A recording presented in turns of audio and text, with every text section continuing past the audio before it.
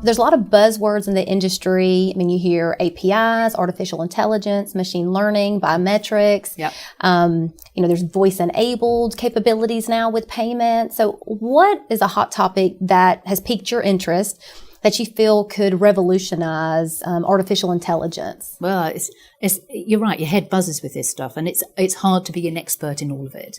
And what I've tried to do is almost demystify for myself the buzzwords and convert that into what does that really mean and what impact can that have on the real world.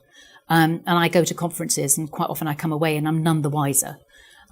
So for me, with machine learning in particular, it's been really deeply understanding the principles of what the technology can do and then applying that to a real world problem and comparing it to what we would have done before and the kind of results that you can get post. So that pre and post becomes really valuable.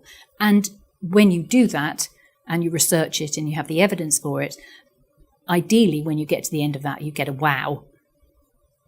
I can really see the difference it's made. So that's been my approach, which is quite a logical, scientific-based approach to being able to see how these technologies will impact our day-to-day world. I've spent time with augmented reality, and I don't think we've yet seen really the impact that that's going to have in the world. I think there's a long way further for that to go.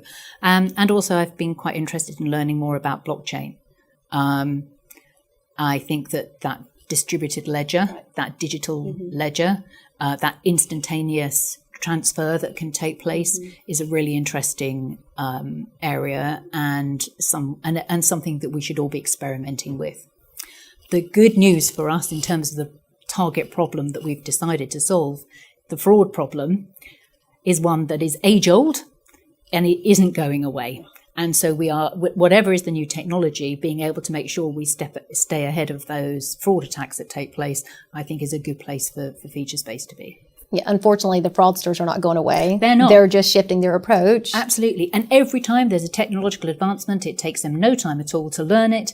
I mean, a good example of that is with, you mentioned biometrics. So there are fraudsters that are deploying software onto our computers and they're watching what we're doing, they're learning our keystrokes and they're stealing information that way, and then they're able to create an application for a loan and as a result of that then con the bank and then before you know where you are, the bank has lost its funds and there's no way to be able to chase that back. So they already have access to these new methodologies, but it comes back to your point about the data, which is most of the TSYS customers, including TSYS yourselves, have the behavior of the data through the way in which the consumers use their cards at that event level, and the fraudsters don't have that. So that is a really good defensible way of being able to use modern technologies to protect the consumer.